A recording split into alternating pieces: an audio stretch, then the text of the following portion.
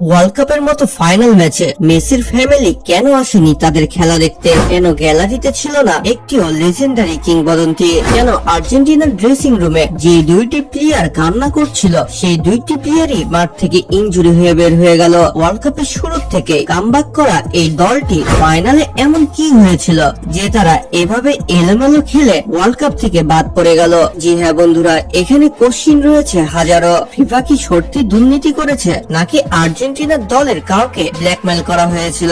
কেন Messi dressing রুমে বলল যা হয়েছে ভুলে যাও, আমাদেরকে তাও খেলতে হবে? যেখানে তারা নর্মাল ম্যাচ গুলোতেও সম্পূর্ণ জোশের সাথে খেলতে নামে, হাফ টাইমে দুইটি গোল পিছিয়ে থাকলেও তাদের মাথাতে কোনো টেনশন দেখা যেত না। কিন্তু ওয়ার্ল্ড কাপের ম্যাচের পূর্বে তারা কেন জানি মনমরা ও টেনশনে ভুগছিল, যেটা ড্রেসিং রুম থেকে বের হওয়ার সময় আর্জেন্টিনার সকল প্লেয়ারদের মাথায় দেখা যাচ্ছিল। তো চলুন এক সাইড থেকে আমরা সকল প্রশ্নের উত্তর বের করি। আমরা 2022 সালের ওয়ার্ল্ড কাপের ফাইনালেও আর্জেন্টিনাকে ফাইনাল খেলতে দেখেছি, তখনও তাদের মুখে ছিল এক প্রকার হাসি, মনের মধ্যে ছিল জোশ। যেখানে বিশ্বসেরা টিমের মধ্যে একটি ফ্রান্সকে তারা হারিয়ে ওয়ার্ল্ড কাপ জয় করে। কিন্তু এখানে কাহিনীটা হয়েছে খেলার মাঠে নামার পূর্বেই। ড্রেসিং রুমে ক্যামেরাম্যানরা কিছু চিল্লাচিল্লি শুনতে পায়, তখনই ক্যামেরাম্যানরা ড্রেসিং রুমের বাইরে ক্যামেরা নিয়ে হাজির হয়ে যায়, কারণ ড্রেসিং রুমে তাদেরকে ক্যামেরা নিয়ে ঢোকার অনুমতি ছিল না। আর আর্জেন্টিনার কোচ লিওনেল স্ক্যালোনিকেও প্লেয়ারদের উপরে চিল্লাতে দেখা যায়। মেসিও তখন বলে ওঠে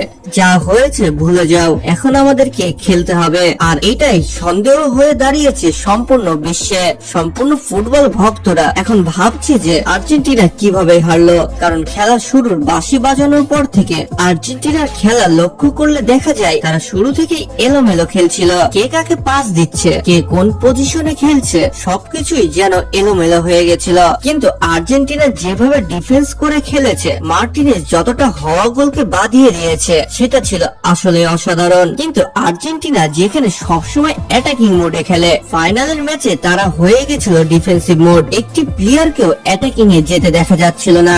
যেখানে তারা চাই এক্সট্রা টাইমের আগে কামব্যাক করে ম্যাচ জেতাতে, সেখানে তারা হাফ টাইম পার হয়ে যাওয়ার পরে গোল পোস্টে একটিও শুট করেনি। এমনকি সম্পূর্ণ ম্যাচে তারা অন টার্গেটে গোল পোস্টে একটিও শুট নেয়নি। তাদেরকে কি আসলে মানা করা হয়েছিল তারা যেন গোল না দেয়? কারণ আর্জেন্টিনার ফ্যানরা সকলেই বলছে যে আর্জেন্টিনার এইরকম খেলা আমরা এক্সপেক্ট করিনি, আর আর্জেন্টিনা এতটাও খারাপও খেলে না। শুরুর থেকে তারা খারাপ খেললেও রেফারি যেন ছিল তাদের বিপক্ষেই। জি হ্যাঁ বন্ধুরা, রেফারি শুরুর থেকেই কেন জানি স্পেনের টান টান ছিল।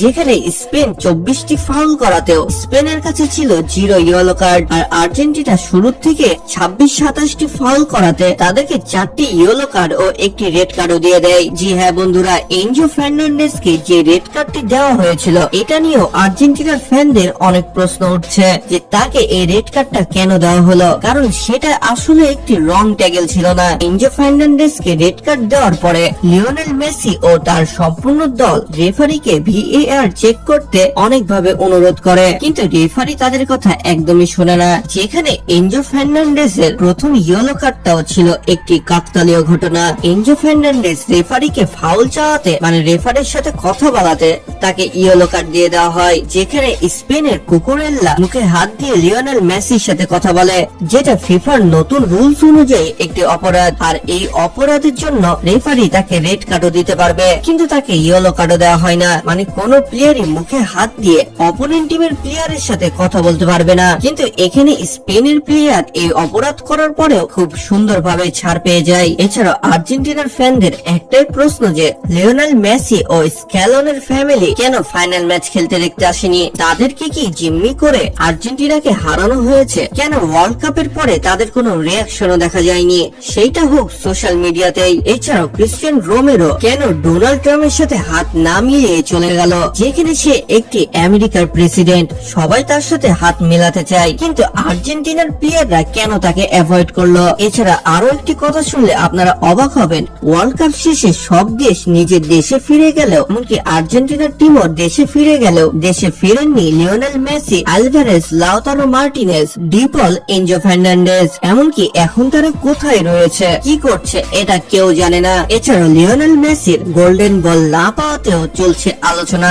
যেখানে লিওনেল মেসি 8টি গোলের সাথে সাথে 4টি অ্যাসিস্ট করেছিল, এবং স্পেনের রোড্রি যে কিনা গোল্ডেন বল পেল, সে ওয়ার্ল্ড কাপে না কোনো গোল করেছে না কোনো অ্যাসিস্ট, কিন্তু সম্পূর্ণ মাঠ দৌড়িয়ে খেলেছে এবং পাস বেশি খেলেছে।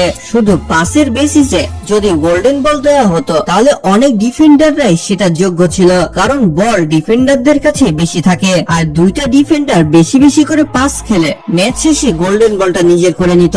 সম্পূর্ণ ফুটবল বিশ্ব জানে যে লিওনেল মেসি আর্জেন্টিনার টিমকে ফাইনালে নিয়ে আসতে কতটা পরিশ্রম করেছে, তবুও আর্জেন্টিনার একটি প্লেয়ারও কোনো ট্রফি পেল না। এবং লিওনেল স্ক্যালোনি কেন মিডিয়াতে এসে বলল দলের নতুন অধ্যায় শুরু করতে হবে, কেন ইঙ্গিত দিল তার রিটায়ারের বিষয়টি, এটা নিয়েও ফ্যানদের মনে অনেক প্রশ্ন।